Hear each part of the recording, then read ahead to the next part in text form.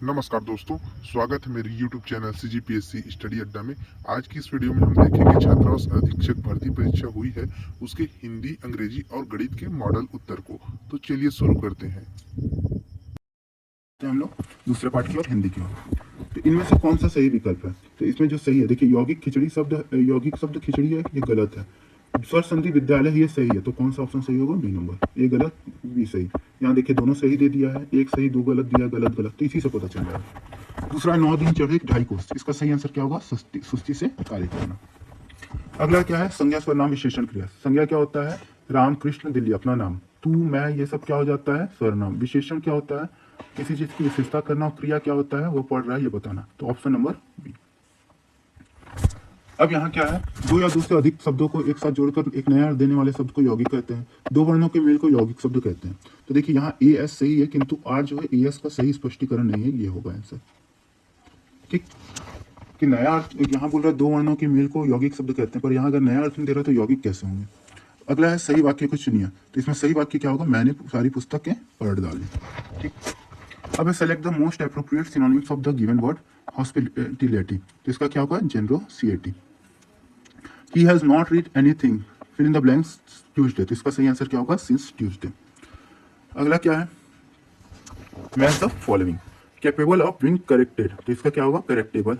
ठीक है। To walk aimlessly ramble, hand writing can not be read illegible और brief to the point, ये होगा कॉन्साइंस। तो इसका ऑप्शन सही आपका कौन सा होगा? Option number A. Fill in the blanks, players sang fill in the blanks song in honor of fill in the blanks chief minister। तो इसका क्या होगा? Option number D. The players sang a song in honor of the chief minister। अगला क्या है? Association क्या दिया है? The teacher is respected by Sudhir. ठीक है। रीजन क्या था? Active object of the teacher has been passive object. यहाँ पर क्या दिया? Sudhir respect the teacher. तो इसमें क्या है? दोनों ही करेक्ट है, तो ये नंबर आपका सही होगा। अब आते हैं मैथ की ओर। अब मैथ में देखो, जो पहला क्वेश्चन था, एक रेखा का समीकरण दिया है जो बिंदु 1, 2, 3 से गुजरती है, एक्स एक्स पर 45 अंश का कोण बनाती है। यदि यह रेखा सरल रेखा x + y + 1 = 0 को P बिंदु पर काटती है तो AP कितना होगा? तो इसका सही आंसर क्या होगा? अब यहाँ क्या दिया? अभिकथन A 25% दशमलव को बदलने के लिए 25/100 से विभाजित करते हैं, बिल्कुल सही है। प्रतिशत को दशमलव में बदलने के लिए हम दशमलव बिंदु को एक स्थान बाएं ले जाते हैं, गलत है। तो इसका सही आंसर क्या होगा?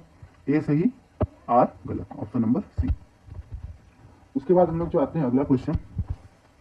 बहुत अधिक जनसंख्या वाले छोटे देश अविकसित होते हैं। जनसंख्या विस्फोट संसाधनों की कमी की ओर ले जाते हैं, ये दोनों ही सही है। एक समृद्धि बहुभुज का आधार 24 सेंटीमीटर है, क्षेत्रफल 192 सेंटीमीटर स्क्वायर है, तो इसका परिमाप कितना होगा? तो इसका परिमाप होगा 64 सेंटीमीटर। एक व्यक्ति एक वस्तु को मूल्य को 3/4 में खरीदी करता है, उसके मूल्य पर 20% अधिक में बेचता है, तो व्यक्ति का लाभ कितना होगा? तो ये होगा आपका 60%। वह सबसे बड़ी संख्या जिसे 37, 56 और 93 को विभाजित करने पर शेषफल क्रमशः 1, 2 और 3 प्राप्त हो, तो वह संख्या क्या होगी? 18 होगी। अब यहाँ देखिए जोड़ी मिलाओ दिया था, ठीक है। तो अब यहाँ जोड़ी मिलाते हैं 250 मिलीलीटर को 2 लीटर में, तो इसका जो सही अनुपात होगा ये होगा 4/32। ठीक, और उसके बाद ये देखिए 2, 3, 4, 6, 6, 9, इसका अगर मिलाते तो आप कितना आता है? 12, 18। यानी पहले का 3, ए का 3, तो ए का 3 आपके 2 जगह पे है और बी का 2 सी का 2 केवल एक ही जगह पे है, तो ऑप्शन नंबर सी आपका ऐसे सही हो जाता है। इनमें से कौन सा ठोस है? घन, बेलन, खोखला बेलन, गोलीय, छल्ला बेलन। तो इसका सही आंसर क्या होगा? घन और बेलन, मतलब ए और बी। यदि एक आयत के प्रत्येक आयाम को 100% बढ़ा दिया जाए तो इसके क्षेत्रफल में वृद्धि कितनी होगी? तो कितनी वृद्धि होगी? 300% की वृद्धि होगी। यदि किसी कोण और उसके पूरक कोण के आधे का योग 75 डिग्री है तो कोण होगा, तो कोण कौन सा होगा? 70 डिग्री होगा। ठीक है दोस्तों, वीडियो पसंद आ रहा है तो प्लीज इस चैनल को लाइक, शेयर और सब्सक्राइब जरूर करिएगा, और आपके कितने मार्क्स बन रहे इतना तक में ये भी जरूर कमेंट करिएगा। अगला ऐसा सेशन है कि चतुर्भुज की क्रमागत भुजाओं में एक अभिनिष्ट बिंदु होता है, सही है। चतुर्भुज की विपरीत भुजाओं में 2 अभिनिष्ट बिंदु होते हैं, गलत है। तो मतलब एस सही है और आर गलत है, तो कौन सा ऑप्शन सही होगा? C number.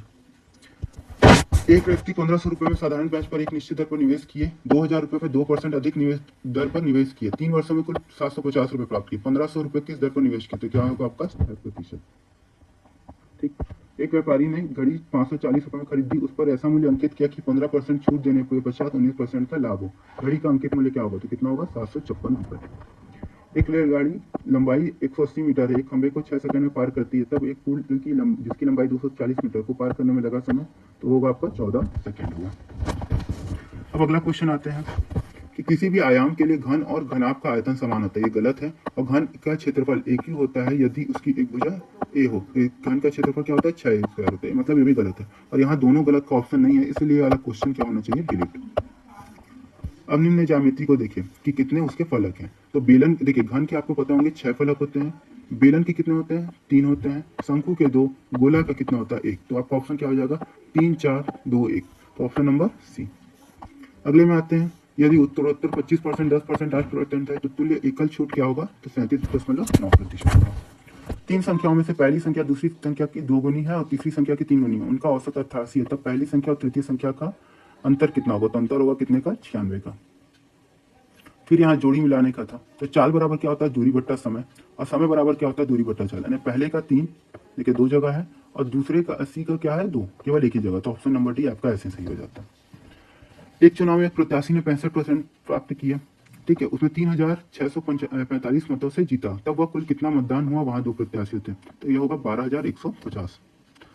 अगला आते हैं, एक समांतर चतुर्भुज की 2 आसन भुजाएं 8 सेंटीमीटर और 9 सेंटीमीटर है, इन भुजाओं के सिरों को मिलाने वाले विकर्ण की लंबाई 13 सेंटीमीटर, तो इसका क्षेत्रफल कितना होगा, तो होगा 12√35 सेंटीमीटर स्क्वायर। एक कोण अपने पूरक कोण के 2 गुने से 30 डिग्री कम है, छोटा कोण होगा तो कितना होगा 70 डिग्री। अब यहाँ पर था, फिर जहाँ मिलाने के लिए था, तो देखिए ax + by + c समांतर रेखाओं का समीकरण है, तो ये वाला कौन सा होगा 1 का 2, तो 2 कहाँ पर है देखिए 2 जगह पे है, ठीक है, सॉरी, ठीक। और उसके बाद देखते हैं ax + by + c लंबवत रेखा के समीकरण है, तो ये आपका होगा ऑप्शन नंबर 3। तो यहाँ केवल एक ही जगह पे आ रहा है, तो बी नंबर आपका डायरेक्टली सही हो जाएगा। 5 संख्याओं को 3 4 5 6 से विभाजित करने पर प्रत्येक स्थिति पर शेषफल 2 प्राप्त होता है, तो संख्या कौन सी होगी 10022। एक तिर्यक रेखा 2 रेखाओं को काटती है, दोनों रेखाएं समानांतर हो गई यदि उनके आंतरिक कोण वैकल्पिक कोण का समान होगा और बाह्य वैकल्पिक कोण भी समान होगा, मतलब ए और सी दोनों सही, तो ऑप्शन नंबर बी। तो इस तरीके आपके 65 क्वेश्चन हम लोग देखें, जिसमें किसके किसके थे, कंप्यूटर, मैथ, हिंदी और इंग्लिश। तो आपके इस 65 क्वेश्चन में कितने अंक बन रहे हैं, आपको इसको जरूर कमेंट करिएगा, और किसी क्वेश्चन में डाउट है या ऐसा लग रहा है कि मैंने गलत आंसर बताया तो उसको भी जरूर बताइएगा, और प्लीज इस चैनल को लाइक शेयर सब्सक्राइब जरूर करिएगा। Thank you.